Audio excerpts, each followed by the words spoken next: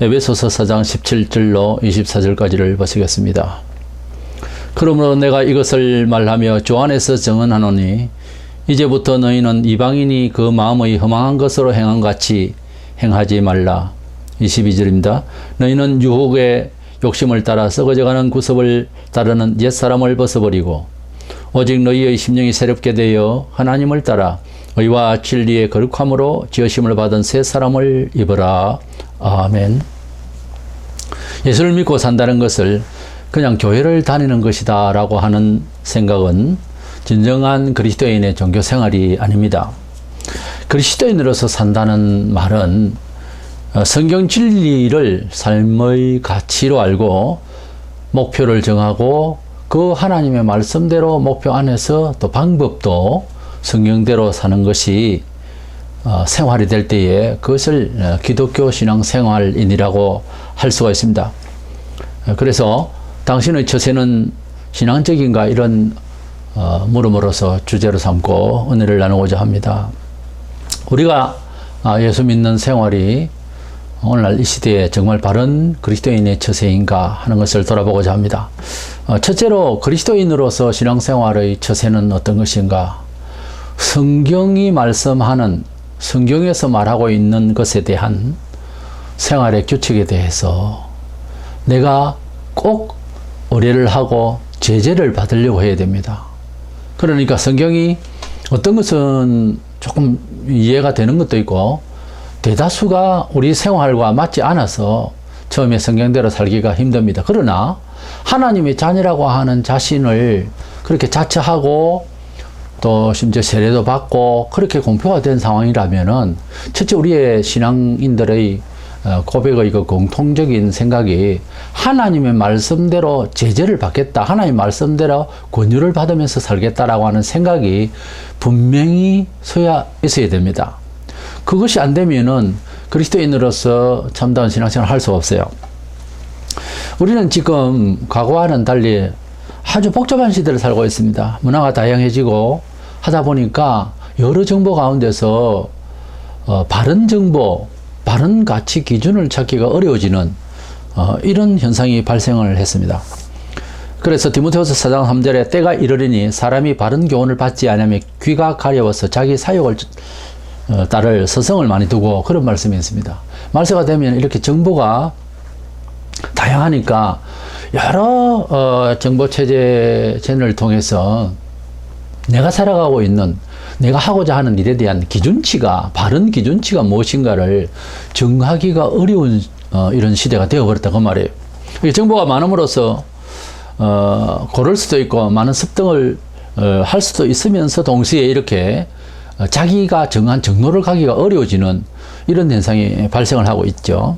이러다 보니까 신앙생활에도 여러 이제 교파가 있고 목사들도 많아지다 보니까 여기서는 이렇게 말하고 저기서는 좀 다르게 말을 할 때에 전문가 아닌 그냥 듣고 따르고자 하는 평신도로서는 상당한 이 문제가 생기는 그런 마지막 시대를 살고 있고 누구를 비판하거나 이런 현상에 대해서 불만을 한다고 해서 답이 나오지는 않으니까 이 문제를 어떻게 우리가 처신을 하면서 그리스도인으로서 혹은 자기 자신이 성공적으로 신앙생활로서 잘 살아갈 수가 있을까 하는 것을 생각하고자 하는 것입니다. 우리 현대는 과거와 달리 여러 각도에서 사람을 교육하고 또 과학화하고 있습니다. 그런데 우리가 철저히 경험한 바는 아무리 교육을 해도 교육받은 사람이라면은 착하고 또 바르게 살고 그럴 것 같아도 그렇지 않다는 것을 우리가 현실적으로 경험을 하고 있거든요. 가령 초등학교밖에 나오지 않는 사람과 박사학위까지 받기까지 해서 교수가 된 사람과의 인격 문제를 놓고 당장 우리가 생각을 할 때 난 놓고 기억자를 모르는 사람이라도 사람답게 살 수 있는가 하면은 교수라도 사람답지 않는 사람도 있거든요. 그러니까 교육이 그 사람을 온전케 한다라고는 정의를 내릴 수는 없어요. 다만 교육받지 못하는 것과 교육을 받는 결과는 문화생활에 있어서 큰 차이가 있죠. 이래서 그러나 이 교육을 통해서 사람의 영혼을 변화시킬 수 있느냐 하는 이런 측면을 우리 기독교 안에서 생각을 하면 그것은 있을 수가 없더라는 겁니다. 사람의 생각이 과연 동양 철학이든 서양 철학이든 그 시대에 사회에 보편화될 수 있는 진리를 추구하는 것인데, 그런 가운데서 공부를 하고 또 유적을 남기고 또 공부에 그 어떤 효과를 남기고 또 후대가 또 이어받아서 또 잘된 것은 유지하고 잘못된 것은 다시 또 변화를 줘보고 하는 것이 과학의 발전이라는 과정인데, 우리가 지금 공부하고 있는 것은 아주 앞서 연구했던 바를 아직도 해석이 안 되는 부분도 신기한 부분들도 들어 있습니다만, 거기가 보면은 축적을 한 그런 지식 위에 이제 이 시대를 또 앞으로 관망하는 이러한 비전을 따라서 학문을 내고 연구를 하는데요. 그런데 그렇게 많은 축적된 실력과 오랫동안 학습을 해도 하나님을 스스로 만난다든가, 그래서 회개하고 하나님께 죄를 회개한다든가, 이건 안 되는 거거든요. 이것은 오직 하나님의 말씀이 우리에게 왔을 때에 비로소 이루어질 수 있는 거다. 왜? 하나님께서 사람을 지으셨으니까 하나님이 우리를 지으실 때에 하나님의 성품, 하나님의 의와 창조성과 그리고 판단 능력 같은 것을 우리가 받아서 짐승화와 달리 그런 문화인으로서 생각하는 그런 존재를 만드셨어요. 그런데 원자와 자본제로 이제 죄가 있어서 우리가 그 기능이 상실되어 버렸어요. 흉내를 낼 수는 있는데 지혜로운 척하고 뭘 만들 줄 알고 짐승하고 달리, 그렇지만은 이 사람이 하나님께서 처음에 지으셨을 때는 하나님같이 지은 건 아니지만은 지금 사람같이 살아라고 만든 것은 아니거든요. 하나님은 사람을 정직히 만드셨으나 우리가 엇길로 갔다고 했듯이, 우리가 잘못되었듯이 하나님은 우리를 온전하게 사람답게 사는데 지금처럼 이렇게 어렵고 불안하고 뭐 사고 내고 이런 인간으로 만드신 것이 아니었다는 거죠. 그러면 뭐냐? 사람이 많아지다 보니까 복잡해져서 어려움이 아니에요. 죄로 말미암아서 이렇게 됐다는 거예요. 그러면 지금 이 얘기를 거꾸로 하면은 죄를 회개하고 하나님의 말씀대로 살아가는 스타일로 바뀌면은 어떻게 됩니까? 사고가 줄어들고 이제 순탄하게 되고 형통하게 된다는 그런 말씀이죠. 그러나 이 땅 위에서는 섞여 살기 때문에 아무리 믿음으로 순탄하게 하려 해도 개인적으로는 그런 맛볼 수가 있어요. 그러나 힘들고 또 자신도 시험 들고 이러다 보니까 완전한 세상은 없어요. 그래서 그렇게 살고 싶은 천국형 사고방식으로 사는 것은 예수께서 재림하시는 날 천국을 우리에게 주실 때는 이제 마음껏 그렇게 살 수 있어요. 하나님 뜻대로 정직하게 살아도 손해보지 아니하고, 말하자면 그런 문화 형태는 천국이 임했을 때 가능하니까 우리가 그 날을 기다려야 되겠죠. 얼마나 귀한 곳입니까? 얼마나 귀한 문화 정서입니까? 그 날을 우리가 흠모할 만한 소망이 없다면 정말 짜증나서 세상 살겠습니까? 그래서 세상에는 어려움이 많지만은 그 날이 오고야 말 것입니다. 근데 우리가 사람이 아무리 교육을 하고 반성을 하고 또 재고를 하고 또 다시 또 평가를 하고 아무리 발전을 하려고 해도 사람이 영혼을 어떻게 할 수 없는 것은 하나님이 우리에게 벌하신 이유로 안 된다는 거예요. 그래서 회복할 수 있는 것은 하나님이 우리를 회복시켜야 되는데, 하나님은 영이시고 요한복음 4장 24절에 하나님은 우리에게 당신이 어떤 분이라는 것을 성경이라는 텍스트를 통해서, 교과서를 통해서 우리를 교육하고자 하는 겁니다. 하나님은 말씀의 하나님이라고 요한복음 1장 1절에, 그 말씀이 성문화되어 있는 게 성경이에요. 그러니까 성경을 통해서 하나님을 접할 수 있고, 우리가 뇌를 열어서 생각을 해서 그래서 이해를 돋구고 우리 가슴이 뛰고 그래서 변화를 받을 수 있고 하나님을 소위 만난다, 마음으로 만난다, 그렇게 말이 되는 거예요. 그러니까 하나님의 말씀을 우리가 읽고 하는 가운데서 우리 영혼이 변화를 받고 삶을 바로 처세할 수 있다는 말은 바로 하나님께서 우리에게 말씀하시고 선한 길 인도하시고 형통케 하시고자 하는 내용이라는 거죠. 그래서 이 성경을 우리 삶에 있어서 우리 척도로 삼아야 된다는 겁니다. 본문 4장 17절에서 19절에 보면은, 너희는 이방인이 그 마음의 허망한 것, 무지함과 그들의 마음이 굳어짐과 그들의 감각이 없는 자되 자신을 방탕에 방임하여 모든 더러운 것을 욕심으로 행하는 것들, 이런 것들을 사도 바울이 뭐 여러 죄가 있겠습니다만 이런 죄에 대해서, 이런 죄의 비참함에 대해서 어떤 교육을 통해서 어떤 다른 처세가 없다는 거예요. 이런 데서 우리가 건짐을 받아야 되는데 그것은 하나님의 음성의 말씀을 통해서 우리가 교정이 될 수 있다는 것입니다. 유대인 학자고 율법사로서 사도 바울은 30대 초에 아주 건장한 정년으로 대단한 사람이었습니다. 그 사람은 사회 대단한 명분의 사람이었는데, 그가 예수 믿는 사람을 잡으러 다니다가 다메섹 도상에서 공중에서 직접 나타나신 예수님이 그를 부르셨습니다. 우리가 예수를 믿는 데 있어서 사람이 도저히 접근이 안 되고 구원을 시켜야 되는 경우가 있잖아요. 하나님께 직접 부르시는 경우에 은혜가 있습니다. 그 은혜는 참 특별한 은혜고 억지로 요청할 수는 없지만은 내가 동쪽에다가 전도를 하고 동쪽 사람이 그냥 예수 믿으라고 하잖아요. 근데 서쪽 사람은 도저히 전도가 안 되는 상황이에요. 그런데 하나님께서 그 마음을 보셔서 서쪽 사람을 부르실 때도 있어요. 그렇기 때문에 사람의 머리로 전도하는 게 아닙니다.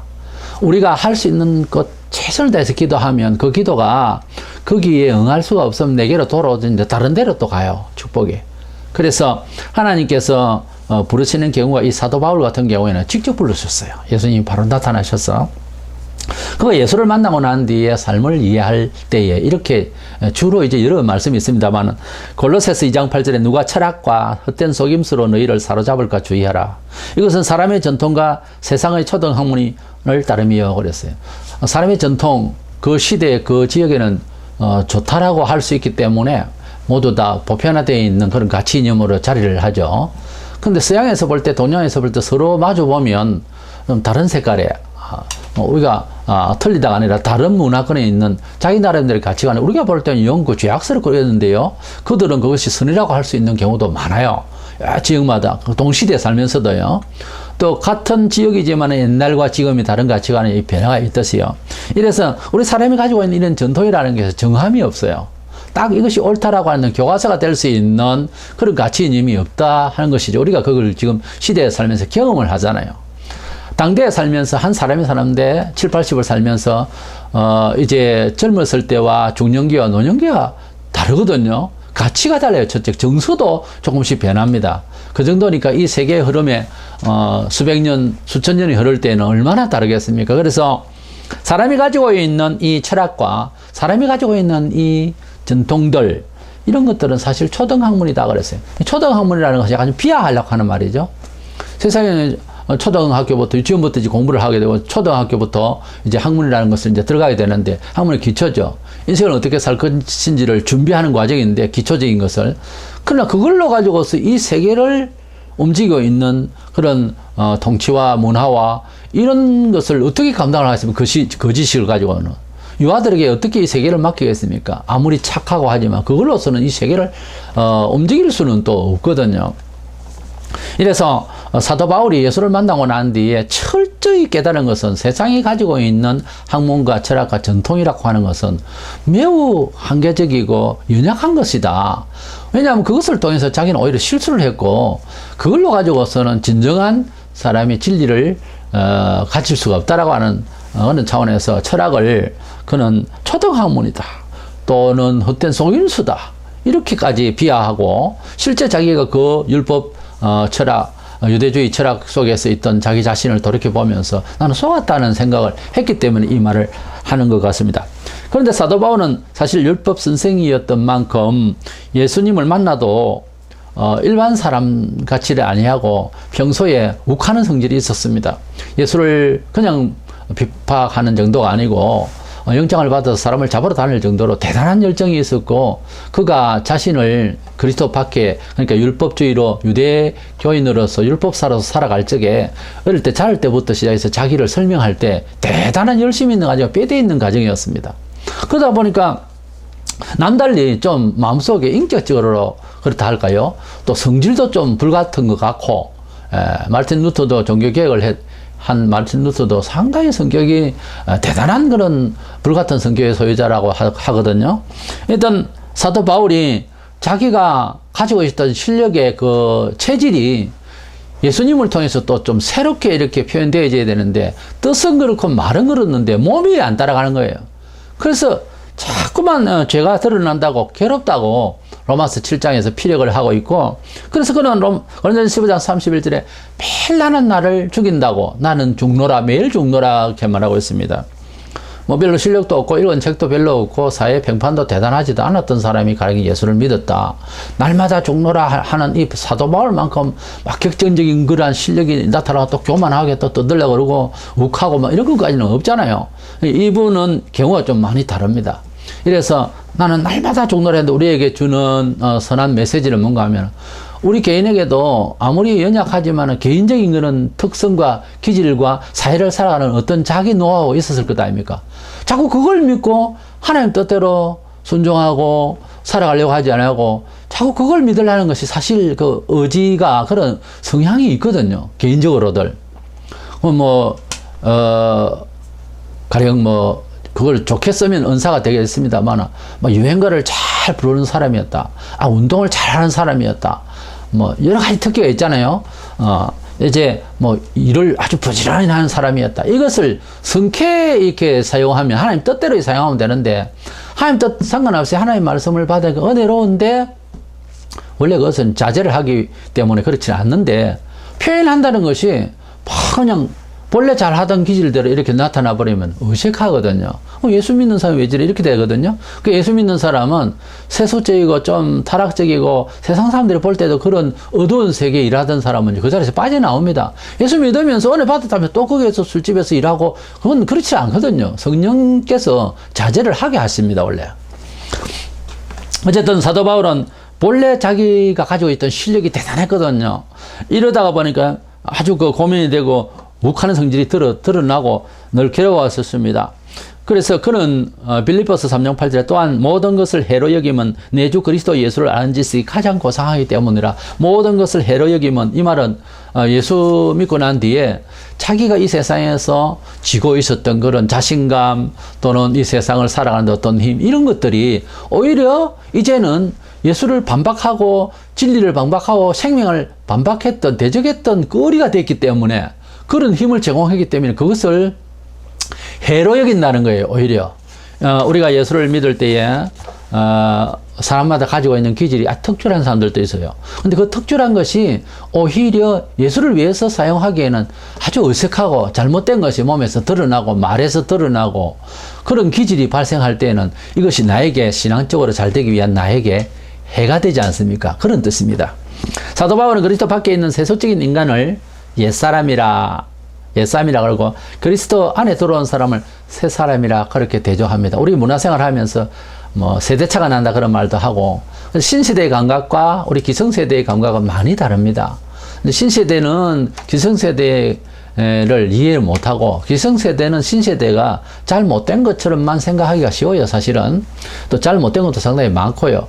그런데 옛사람이다, 새사람이다 하는 표현은 그런 세대차 그런 정도가 아니고, 그리스도 밖에 있는 생활하는 것, 생각하는 것, 주관하는 것, 감사하게 생각하는 것까지도요, 그것이 사실은 그리스도 안에 들어오면은 그것이 아니었다는 거예요. 그리스도 밖에 있을 때는 명예가 좋고, 그리스도 밖에 있으면 돈이 많으면 좋고, 그리스도 밖에 있으면 잘생기기만 하면 좋고, 그리스도 밖에 있으면 모든 것이 잘된 것만 다 잘된 것으로 좋다 하는 세상의 명예와 부와 이런 것들을 의지하던 그 마음이 예수로 인해서 신앙으로 하나님 나라를 바라보는 사람으로 살아갈 때는 그렇게 생각하고 그렇게 가지고 있는 것들이 오히려 해가 될 수가 있다는 거예요. 오히려 그것 때문에 신앙생활이 잘 안 될 수가 있다라는 거죠. 이래서 바울은 그리스도 밖에 있는 사람을 옛사람이라, 그리스도 안에 있는 사람을 새 사람이라고 표현합니다. 이것은 진화됐거나 이것은 발전이 됐거나 세대차가 난다 이런 차원이 아니고 완전히 다른 새 사람이라는 거예요. 본문 22절로 4절에 너희는 유혹의 욕심을 따라 썩어져가는 구습을 따르는 옛사람을 벗어버리고 오직 너희의 심령이 새롭게 되어 새 사람을 입으라 그랬어요. 우리가 이 세상을 살아가는 데 있어서는 그 시대의 감각에 맞는 지식과 그런 의식을 소통을 하는 건 맞아요. 그러나 그런 가운데서도 새 사람을 입은 예수로 통하여서 새롭게 인생을 목표하고 새로운 존재 감각을 가진 사람은 상당히 복잡해졌습니다. 여러 면에 있어서 취향이라든지 이런 것도 이제 절제할 건 절제하고 어떤 거는 영 버려야 되고 버려야 되고 이런 것들이 많이 생겨버렸어요. 이런 구분이 없이 산다고 하는 것은 그리스도인답지를 않습니다. 베드로도 세속적인 삶에 대해 성도들이 반성하고 버려야 할 것을 말했는데, 베드로전서 4장 3절에 너희가 음란과 정욕과 술 취함과 방탕과 향락과 무법한 우상 숭배를 하며 이방인의 뜻을 따라 행한 것은 지나간 때가 족하도다 그랬어요. 우리가 그리스도 안에서 살면서 그리스도 안에서 새로운 어떤 노래면 찬송이고 뭐 새로운 어떤 삶의 패턴을 잘 살아가다가 세상 사람들과 살던 그런 재미나는 일, 세상 사람들이 좋게 여기는 것들, 세상 사람들이 살아가는 시간의 개념들, 이런 것들을 맞추어 가면 안 된다는 거예요. 지나간 데가 좋아져. 믿기 전에 하는 행동이지 그 행동이 우리의 삶의 규칙이 되어서는 안 된다. 우리의 삶의 패턴이 되어서는 안 된다. 그 뜻입니다. 자신이 기독교인이라고 자처를 한다면요, 세례를 받고 모든 사람 옆에 나는 그리스도인입니다 하고 고백이 되어진 상태라면 이제부터는 세속적인 이치가 그동안 많이 옳게 보였더라도 또는 손쉽더라도 이제는 또는 내 감정이 어떻더라도 특별히 그 느낌으로 그렇게 생각하는 것은 전혀 그것은 신앙이 아닙니다. 이치는 그래도 경험이 있고 객관성이 있잖아요. 자기 감정, 이건 더 위험한 거예요. 이치나 자기 경험 또는 그날 컨디션, 이런 거 가지고서 신앙생활 하면 안 됩니다. 이것이 신앙생활 하는데 규칙이 오고 누가 권유할 때에 반박을 하는 재료가 되어버리면 안 돼요. 내 마음이 컬컬하든지 내 경험이야 뭐 어떻든 간에 하나의 말씀을 풀어서 전문 지식을 가진 사람이거나 또 확신을 가진 사람이거나 경험한 사람이거나 또 성경의 이해를 깊이 한 사람이 권유를 하면, 상담을 하면 말하자면 말씀을 들으면은 따르려고 해야 되는 거예요. 그래야 내가 변화를 얻을 수 있고 나도 나를 이길 수 있는 힘이 생기지. 그 세상적인 것으로 이 교회의 일을 이렇게 전주면 계산을 하면은 안 맞아 들어갑니다. 원래 안 맞는 데다 그것을 맞추려고 하면 더 머리가 아파요. 그러니까 하나님의 말씀은 전체다, 옳은 거다, 절대적이다, 이렇게 해버리면 쉬워요. 이제 고치는 건 내 혼자만 고치면 되지만 맞을까 안 맞을까 하나님하고 머리를 맞대가지고 연구를 하겠다는 이런 차원은 전혀 안 되는 이야기입니다. 그것은 우스운 이야기죠. 디모데서 3장 15절에 성경은 능히 너로 하여금 그리스도 예수 안에 있는 믿음으로 말미암아 구원에 이르는 지혜가 있게 하느니라. 성경을 읽었으면은 성경대로 살면 이렇게 되는구나 하는 지혜를 얻어야 돼요. 그냥 성경 구절을 외우는 게 중요한 것이 아니고 성경대로 살잖아요. 일단 기본적인 이런 삶을 살 때에 하나님께서 이렇게 인도하시는 게 맞다. 이렇게 신앙적으로 살아보니까 이렇게 되어지네 하는 지혜를 받게 되어 있고 그 지혜를 헤아릴 줄 또 알아야 됩니다. 그래서 하나님의 말씀은 구원에 이르는 지혜가 있게, 주문처럼 외울 것은 아니에요. 지혜가 있게 한다는 거예요. 성경 구절을 무슨 불경 읽듯이 이렇게 그냥 중얼중얼 되는 것이 아니에요. 주문이 아니고 성경은 우리로 하여금 생각을 그렇게 옳게 가게 인솔을 하는 교과서란 말이에요. 이 하나님 말씀대로 이제 행동으로 또 생활로 책정을 해서 이대로 가면 뇌가 열립니다. 눈이 열리고 이렇게 되는구나 하는 것이 지혜가 내어진다는 거죠. 구원에 이르러진다 하는 말씀입니다. 심지어 종교 생활을 하는 가운데는 심리적인 일도 있고 기적적인 일도 있을 수 있어요. 다른 다 종교에도 있을 수 있고요. 근데 기적이 일어나면 무조건 하나님 뜻이다 이래버리면은 문제가 생겨요. 왜냐하면은 성경에도 얼마든지 하나님의 종이라는 이름으로 거짓 선지자가 예언을 했고요. 교회에도 신약에도 거짓 선지자가 교회에서 나오는 이야기입니다. 나올 것이라고 마지막 때에 적그리스도의 오른팔이 되는 거짓 선지자는요, 세계적인 거짓 선지자로서 하늘에서 불이 떨어지면 떨어지는 이런 일이 벌어지거든요. 그러니까 기적과 신비로운 일을 본다고 해서 깜짝 놀래고, 사람에게는 그런 우상심리가 있어요. 두려움이라는 게 있어요. 신의 어떤 영역으로서 흉내만 해도 두려워해요. 왜? 원죄의 이유로 이 두려움이 어디서 왔냐면은 신비적인 이런 일을, 하나님 음성 같은 일을, 하나님 음성은 아닌데 그렇게 보이면 두려워해요. 사람이. 이것은 누구나 가지고 있습니다. 공포심리가. 사실 사람이 가지고 있는 공포심리는 하나님 만나면 사그라들거든요. 사람이 가지고 있는 공포심리는 사회가 주는 성향보다 개인이 다 가지고 있는 하나님을 멀리한 상태이기 때문에 오는 거예요. 두려움이 온다고 하는 것은 하나님을 멀리했기 때문에 오는 거예요. 하나님 뜻대로 근심하는 것하고는 개념이 다릅니다. 두려워하는 것은 저녁이 되다가 두렵다.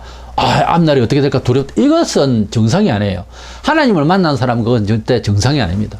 하나님 인도하신다. 가다가 죽으면 그만이고 살면 충성이고 죽으면 천당이다. 이런 생각을 가지고 있는 것이 정상이지, 이 세상이 두렵다, 그냥 뭔가 두렵다, 9.11 사태뿐만 아니라 두렵다는 자체는 불신앙이에요. 하나님을 만난 사람은 두려움을 내어쫓고 하늘부터 이제 평강을 주신다 했기 때문에 예수께서 이 세상에 오신 것은 땅에 평화로다. 평강이 구원의 정세예요. 그것조차 없이 교회를 왔다 갔다 한다? 늘 두렵다? 이 구원받은 상태일까요? 구원받은 상태는 평안하고 꼭 시건 없이 보이고 그렇게 보여도 평강이 있어야 돼요. 세상을 겁 안 내는 사람이 돼야 됩니다. 세상을 겁을 안 내야 돼. 돈이나 명예나 모든 것들의 이치에 대해서 두렵지 않아야 돼. 내가 하고 싶은 말을 하나님 뜻대로 해야 되는 거예요. 그래서 겁이 나가지고서 두려워서 그냥 뭐 세상은 그렇게 밀고 들어오는데 난 어느 정도 타협을 봐야지. 여기서 이제 불신앙이 싹 드는 거예요. 신앙인은 하고 싶은 이야기를 툭툭 내뱉어야 됩니다. 그래야 정상인 거예요. 그러다가 맞을 수도 있고 그것은 핍박일 수도 있다. 타협을 잘하는 것이 신앙생활 잘하는 거 절대 아닙니다. 아주 그렇게 꾀를 부리다가는 망해요. 영혼이 망한다니까. 그래서 항상 조심해야 돼. 감정대로 이런 거 처리하면 안 됩니다. 하나님 뜻대로 해야 됩니다. 그래서 신비적인 것, 이런 기적적인 일이 일어나도 거기에 엎어지면 안 됩니다. 이것이 하나님 뜻이냐? 이것이 정상적으로 우리가 모든 앞뒤에 연관해서 은혜로운 것이냐? 이걸 생각해야 되고, 이거 기적을 나타내고 있는 사람이 건전한 목사인가, 지도자인가, 그것도 알아봐야 됩니다. 소문이 안 좋는데 기적이 나타난다. 그거 정상 아니요. 정상 아닙니다. 마태복음 7장 21절 23절에 기적보다 중요한 것은 법이었어요. 하나님 말씀이었어요. 예수님의 말씀을 벗어나서도 기적은 일어난다고 되어 있어요. 그러니 얼마나 어렵습니까? 판단하기가. 그러므로 이적, 기적주의, 신비, 이런 자기 체험도 마찬가지입니다. 그것보다 더 중요한 것은 하나님의 말씀이다. 하나님 말씀이라면 신구약 전체의 말씀이에요. 한쪽 편에 있는 말만 가지고 고집하면 이단될 가능성이 많습니다.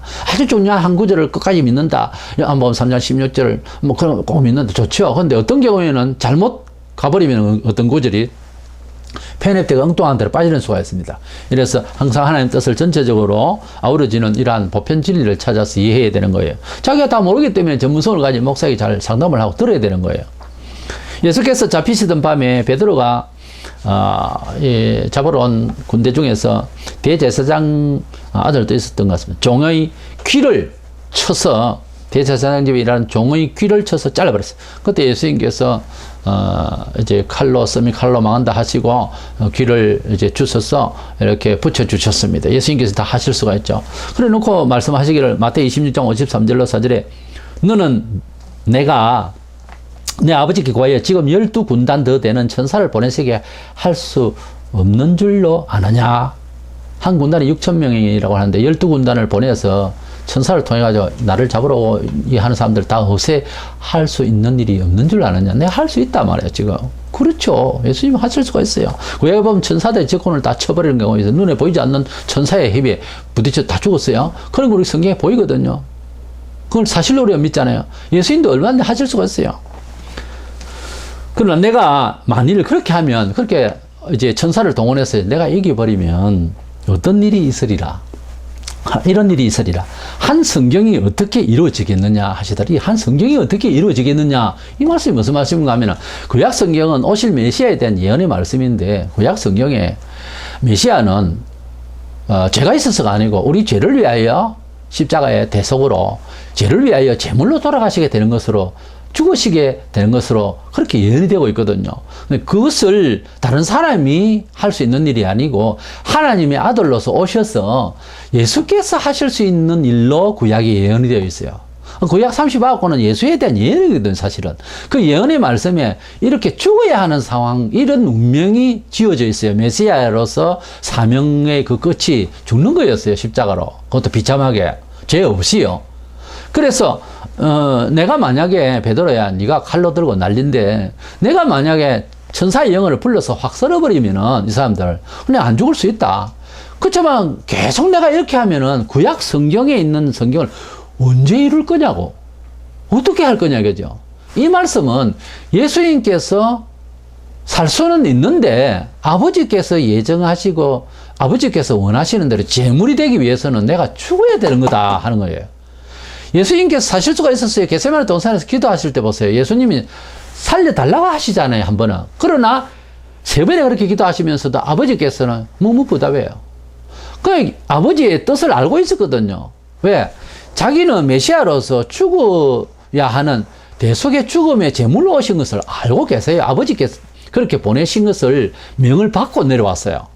그렇기 때문에 혹시라도 바뀔까봐 우리 편에서 생각하는 겁니다. 해석을. 그렇게 해봤지만 안 되는 거거든요. 그래서 아버지의 뜻대로 되기를 원하나이다 하고 마무리를 했어요, 기도를. 그건 뭔가 하면 아버지의 계획, 하나님의 약속의 뜻대로 제재를 받는다는 거 아닙니까? 예수님이 하나님의 아들로 오셔서 비록 십자가에 못 박혀 돌아가실 분으로 자기는 자처하시고 결국 돌아가셨습니다만 평소에 하신 일을 보세요. 사람들 다 이길 수가 있거든요. 말씀만 해도 군사가 팍 쓰러지고 그랬어요. 바람을 잔잔케 하시고 파도를 조용하게 하시고 뭘 못하게 죽은 사람 살리시고 다 하십니다. 예수님께는 다 하시는데 하실 수가 있단 말이에요. 그러나 살 수도 있는 거거든요. 능력을 갖고 내려오셨기 때문에.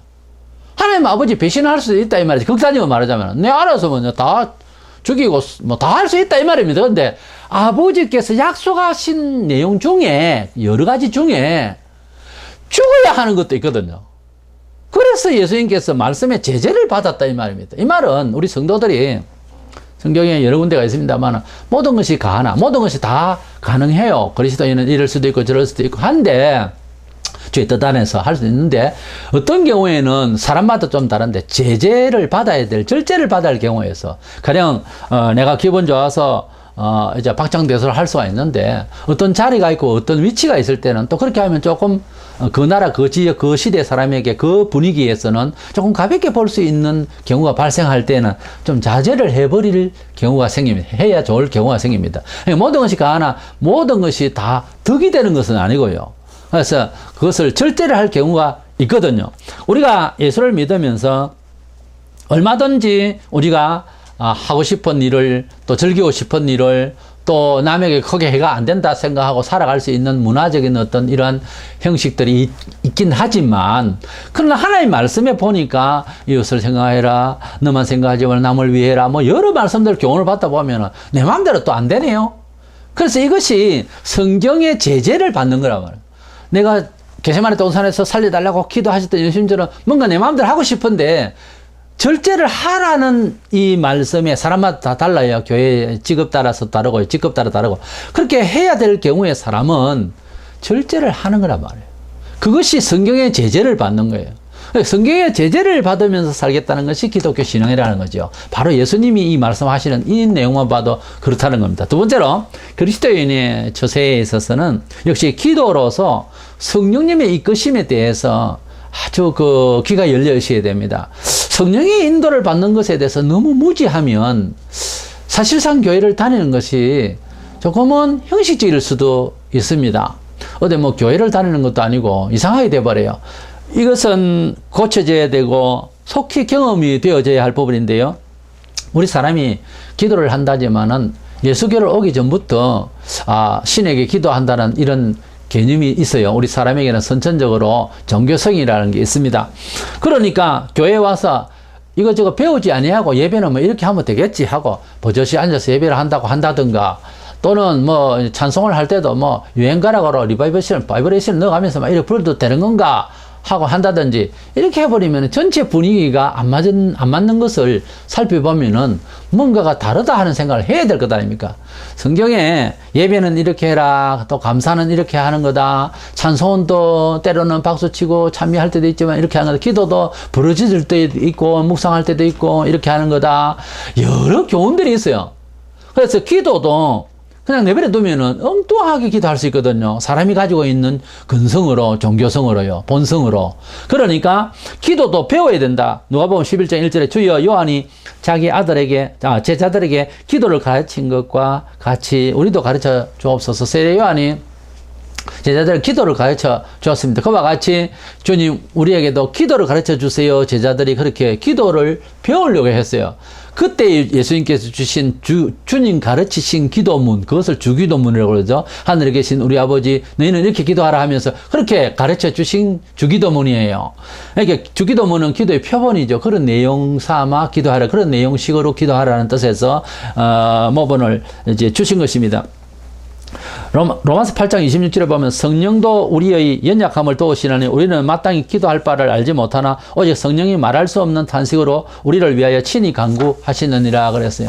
우리가 기도하다 보면은 성령께서 감동하셔서 하나님 뜻에 꼭 맞게 마음에 맞게 기도할 수 있도록 도와주시는 시간이 옵니다. 기도를 열심히 하려고 하다 보면 자연히 그렇게 돼요. 왜?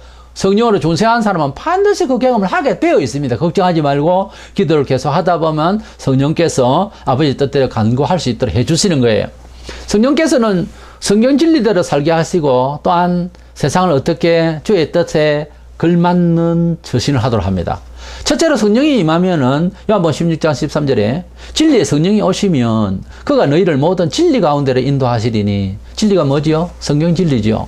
그러니까 성령을 받았다는 말은 뭐 이상하게 사람이 변해가지고 이상한 말을 하고 이것이 아니고, 성령님이 충만하고 성령이 오셨다라고 하는 말은 성경대로 살아야 되겠다는 마음의 다짐을 불같이 가지게 됩니다. 성령이 불같이 임했다는 말은 성경을 불같이 들어야 되겠다는 생각하고 똑같습니다. 성경이 그래야 되죠. 제 경험을 이야기하는 것이 아니고 성경이 지금 그렇게 말하고 있거든요. 또한 저희 경험과 많은 사람들의 경험이 은혜 받을 때는 어찌 됩니까? 성령이 충만하잖아요. 성령이 충만하면 결론이 뭔가 하면 성경 안 보던 성경을 이렇게 돼 있어요. 희한합니다. 왜? 성경은 성령님이 기록했고 성경을 전하다가 성령이 나와요. 그러니까 성경은 보이지 않는 성령님의 글자예요. 다시 설명합니다. 성령을 산에서 올라가고 받고 누구에게 안수를 받고 어디 가서 돈으로 사는 것이 아니라, 사도행전에 시몬이 돈으로 살려고 그랬어요. 성령의 효과, 성령은 뭐 어디 봤다 그러고 사진 찍었다 그러고 다 그 헛말입니다. 성령은 보이지 않으신데, 보이지 않은 제3위 하나님이신데 성령은 보이는 글자로서 자기를 표현했어요. 그것이 성경이에요. 성경은 보이지 아니하신 영이신 요한복음 4장 24절에 하나님이 당신의 의사를 그대로 표현한 것이 성경이에요. 그래서 요한복음 1장 1절에 하나님은 말씀이라고 그랬어요. 말씀은 하나님이시고 말씀이 육신을 입고 이 세상에서 오신 분이 예수고요. 그 말씀을 성령께서 기록을 했습니다. 그러니까 최종적으로 우리에게 주신 큰 은혜는 성경을 볼 때에 하나님 만나고 예수 만나고 성령 받을 수 있다는 말입니다. 그래서 성령 받으면, 감화 받으면 성경을 읽는다는 겁니다. 그렇게 결론은 있습니다. 요즘 내가 하나님 뜻대로 처세를 하나 안 하나 하는 기준은 자기 반성을 할 때에 내가 요즘 성경을 뭐 읽고 있지? 또 성경을 얼마나 읽고 있지? 이것을 생각하면 난 요즘 성경을 뭐 안 읽는다. 그러면 성경대로 처세를 하고 있는지 불안합니다. 제가 볼 때는. 그래서 성경 읽는 생활을 달고 다녀야 됩니다. 아무리 바쁜 세상이라도, 바빠서 뭐 어쨌어. 그건 다 변명이에요. 아무리 바빠도 시간 납니다. 성령님의 인도를 받으려고 하면, 당연히 성령의 인도를 받아야 돼요, 성도는. 근데 성령님의 인도를 받으려면은, 뇌를 촉구하고 이론을 주는 것은 성경이에요. 학교 학생입니다. 학교를 다닙니다. 1학년이 있고 3학년이 있고 6학년이 있고 중학교 1학년이 있고 고등학교 3학년이 있고 대학 4학년이 쭉 있습니다.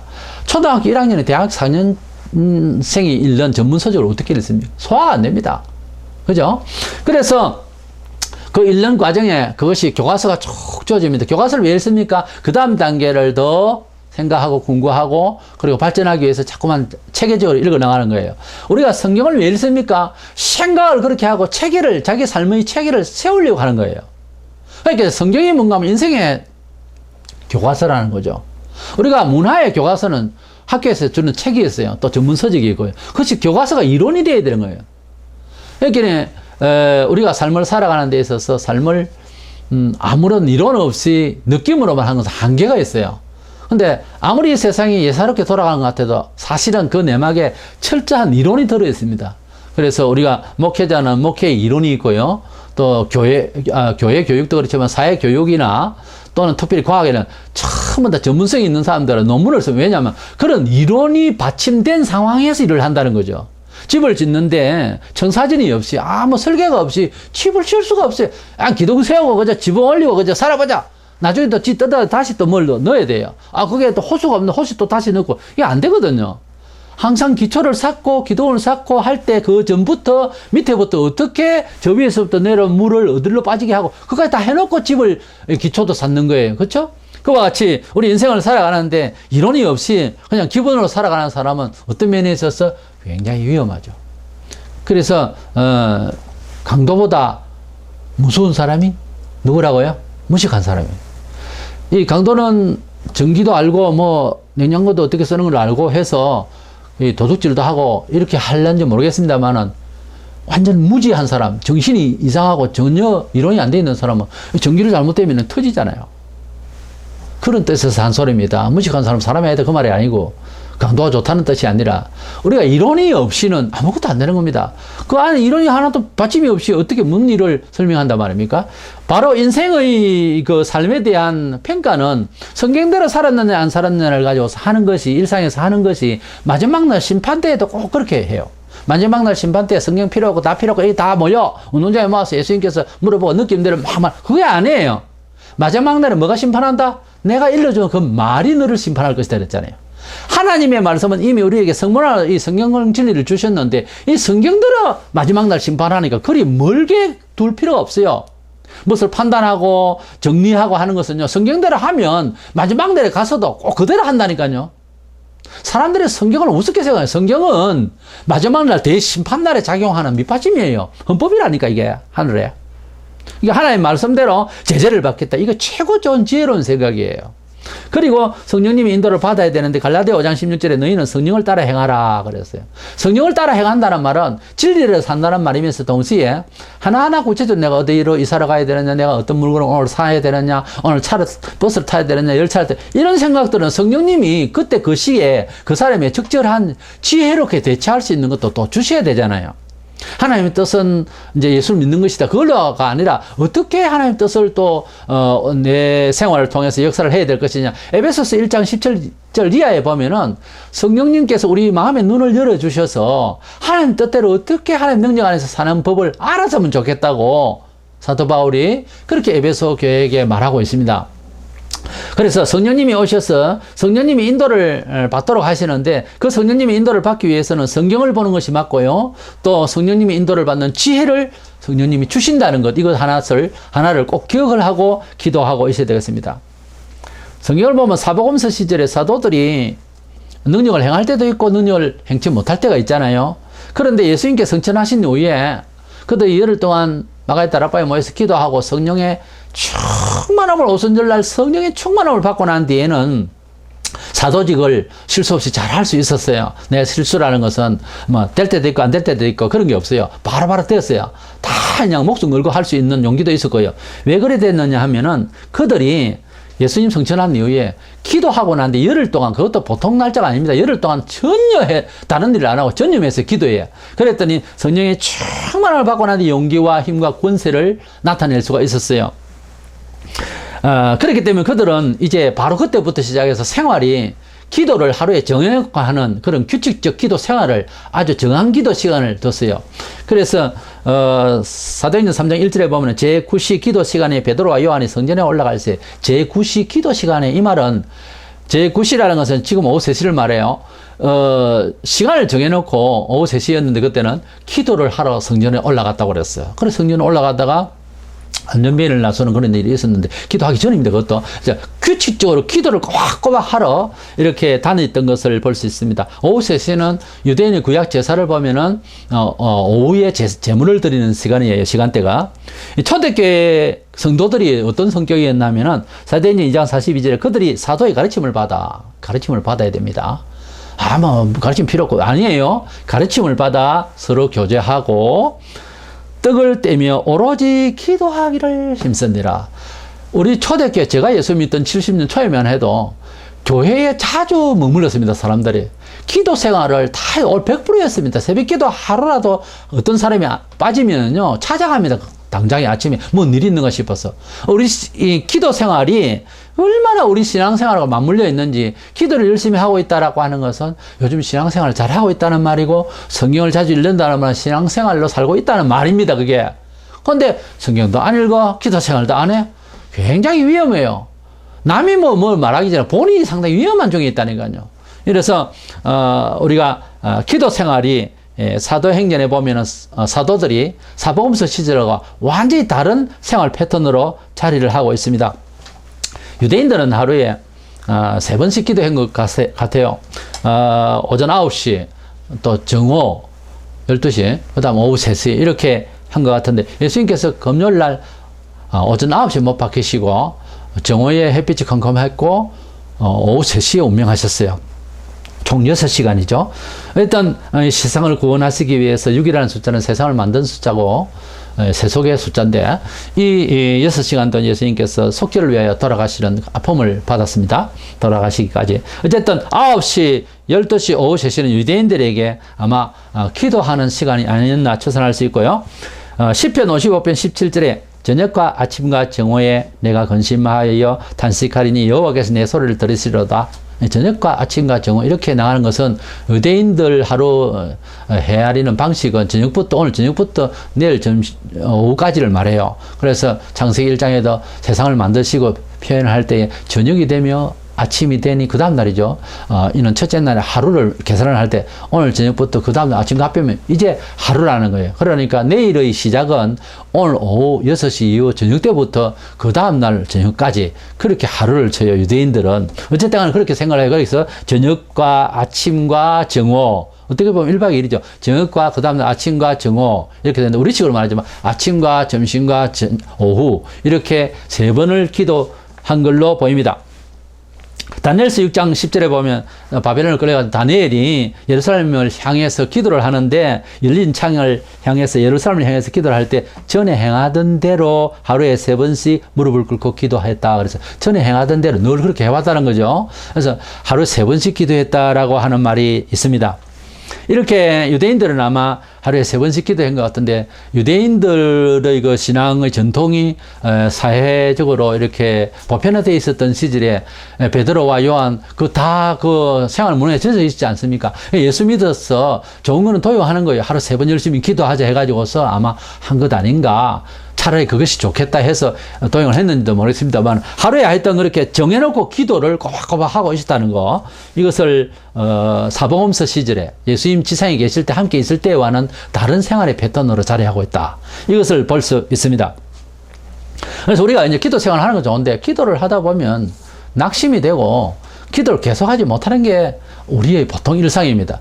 기도 생활을 했다면 그 기도를 응답의 결론을 내려야 되는데 대부분 기도하다가 그만두는 경우가 허다하거든요. 그래서 낙심하지 말라고 어떤 비유를 하시고 난 뒤에 주님 말씀하시기를 누가복음 18장 8절에 내가 너희에게 이르노니 속히 그 원한을 풀어주시리라. 그러나 인자가 올 때에 세상에서 믿음을 보겠느냐. 인자라는 예수님 말. 예수님 재림하실 때에 내가 믿음을 보겠느냐. 이 말씀으로 기도의 교훈을 하시고 난 뒤에 그랬거든요. 기도를 하는 것과 믿음과 이게 동행을 한다는 거죠. 기도를 많이 한다는 말은 많이 믿는다는 말입니다. 기도 생활을 많이 한다는 말은 많이 믿는다는 말이에요. 말씀에 내가 믿음을 보겠느냐는 건 마지막 때가 되면 사람들이 기도 생활을 안 한다는 거예요. 과연 지금 어때요? 전 세계적으로 지금 옛날보다 기도를 많이 하지 않습니다. 뭐 바쁘다, 뭐하고 예배 시간 안 와요. 공예배도 안 나옵니다. 이런 상황이거든요. 이런 사람이 무슨 어디서 어떻게 기도를 한단 말입니까? 물론 직장에서도 기도를 하고 하면 좋지만 그래 안 하는 사람 또 교회당에 와서 함께 형제들 모여서 기도하게 돼 있어요. 아무리 바쁘고 지쳐도. 그래서 기도 생활을 이제 이렇게 하지 않는 것은 이 말씀에 믿음이 없어졌다는 아주 확실한 판단이에요. 요즘 믿음이 참 좋다. 아니요. 기도 생활 안 하기 때문에 믿음이 별로 없는 거죠. 간단한 거예요, 답이. 베드로전서 4장 7절에 보면 만물의 마지막이 가까웠으니 그러면 너희는 정신을 차리고 근신하여 기도하라. 베드로는 만물의 마지막이 가까웠으니까 정신 차리고 기도를 열심히 해라 그랬어요. 이렇게 기도 생활을 많이 함으로써 성령이 우리에게 오시고 기도하는 자에게 구하는 자에게 성령을 주시지 않겠느냐. 누가복음 11장 13절에 기도를 많이 한 자에 성령이 오시고 성령이 오시니 하나님 뜻대로 살 수 있는 그런 지혜가 열리고 이래서 성령이 오시면 믿어지고 믿음이 생기니 하나님의 뜻대로 살아가는 지혜가 생기는 거예요. 하나님을 의존을 하려니까 그런 지각을 받는 거죠. 이래서 기도 생활과 성령님의 이끄심 이것이 없이는 즉 말하자면 성령님의 이끄심 성령님의 지혜가 없이는 성도들이 성도다운 삶의 처세를 행할 수가 없어요. 뻔히 교회는 나가고 성경은 알고는 있는데 기도 생활이 없고 성령님이 인도를 그다음 하지 않으면은 성경을 아무리 가르치고 이대로 살아야지 해도 마음뿐이지 안 됩니다. 그러니까 몰라서가 아니라 기도를 안 해서 자기가 알고 있는 좋은 처세법도 못 따라가는 거예요. 뻔한데도. 그럼 우리 세상에 뭐 보험을 들거나 뭐 하면은 어쩌든지 그 내용을 잘 알아서 하나라도 찾아먹고 손해를 안 보려고 하는 것은 눈을 빨갛게 가져서 보는데 하나님께서 우리에게 복 주시는 것에 대해서는 아주 그것을 살필 생각을 안 한다는 것은 곤란한 거예요. 또 이것은 알아도 이것을 의뢰를 하고 하나님 앞에 기도를 해야 되는 거예요. 우리가 뭐 보험의 계약 약조를 알면 뭐합니까? 그거 전화를 해서 이거 해주세요. 이 혜택을 주세요. 이렇게 말을 해야 되는 거거든요. 효력을 발생시켜야지. 효력을 발생시키지 못한 지식은 사장되는 거죠. 나중에는 기억도 안 나요, 또 그거는. 그래서 효력을 발생시키고 경험하고 채우고 이렇게 늘 항상 몸에 하나님 말씀이 채워져야 됩니다. 말씀이 육신이 되신 예수님처럼 주의 교훈이 우리에게 채워져야 되는 거예요. 우리는 예수님처럼 말씀이 육신이 되는 건 아니지만 그렇게 인격적으로 성화되는 채워지는 역사가 계속돼야 되는 거예요. 그럼 마지막으로 한 가지 더 생각나면은 우리가 성경을 따르고 성령님이 인도를 받아서 기도하면서 하나님 앞에 나아가는데 중요한 것은 오직 일념으로 나가야 되는 거예요. 중요한 것은 이 본문 20절과 23절에 보면 오직이라는 말이 연거푸에 이렇게 나오는데 이런 뜻을 받고 우리가 다 이해를 하고 이제 그렇게 살아보겠다고 하잖아요. 그러면 이 마음을 단마음으로 즐겁게 딱 일념으로 나아가야 되는 거예요. 야고보 1장 6절에 7절에 보면 오직 믿음으로 구하고 조금도 의심하지 말라. 의심하는 자는 마치 바람에 밀려 요동하는 바다 물결 같으니 이런 사람 무엇이든지 주께 얻기를 생각하지 말라 그랬어요. 우리가 하나님께 나아가고 말씀대로 살려고 하고 기도로 성령 인도를 받겠다고 하면서 우리가 가지고 있는 옛사람의 근성이라는 게 있거든요. 혹시 안 되면은 뭐 이렇게 하지. 이런 생각이 있으면 차라리 그렇게 할 수 있는 그걸로 하나님께 살아가세요. 이렇게 해보고 안 되면 뭐 이렇게 하지. 이렇게 할 수 있는 게 있습니까? 그럼 그걸로 기도하지 말고 그걸로 하나님께 봉사하는 게 낫습니다. 근데 억지로 기도로 하다가 안 되면 뭐 이대로 살지. 이대로 살 수 있는 그걸로 하나님께 영광을 돌리면 되는 거예요, 차라리. 거기에서 찬송하고 그걸로 만족하든지 해야지.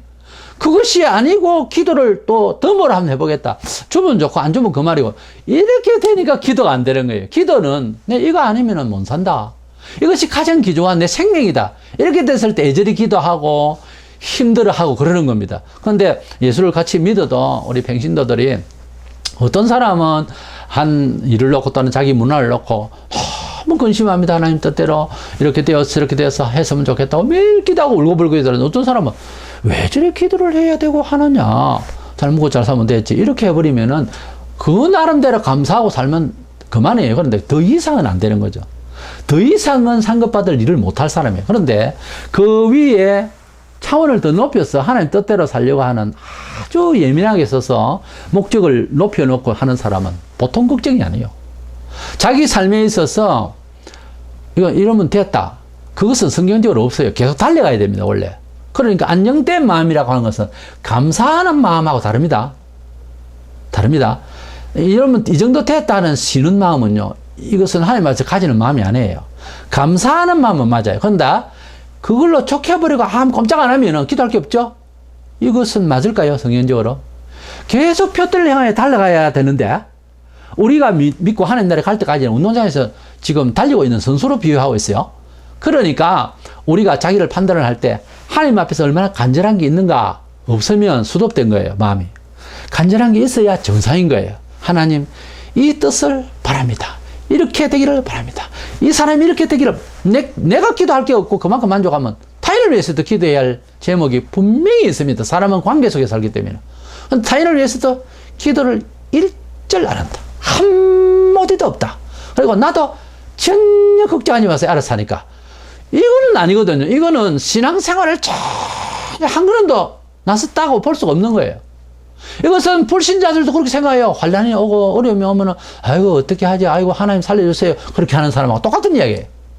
한 방 맞아봐야 그때는 아이고 하나님 살려주세요 이러고 그러기 전에는 괜찮습니다 하는 것은 불신자들 그러고 있잖아요. 불신자들 무슨 걱정을 해요? 돈 있고 배부르면은 그러다가 죽는 거죠. 그러다가 죽을 때 그것을 우리가 닮아서 되겠느냐 그런 거예요. 앞도 없고 뒤도 없고 미래도 없고 사후도 없는 그런 정신으로 하나님의 사람이라는 이름을 가진다는 자체가 부끄러운 거예요. 책임을 지어야 됩니다. 하나님의 백성이라는 이름의 책임을. 하나님 백성은 죽는 날까지 달려가는 거예요. 하나님 뜻대로 살기 위해서. 신명기 22장 9절에 보면은 네 포도원에 두 종자를 섞어 뿌리지 말라 그런 말이 있어요.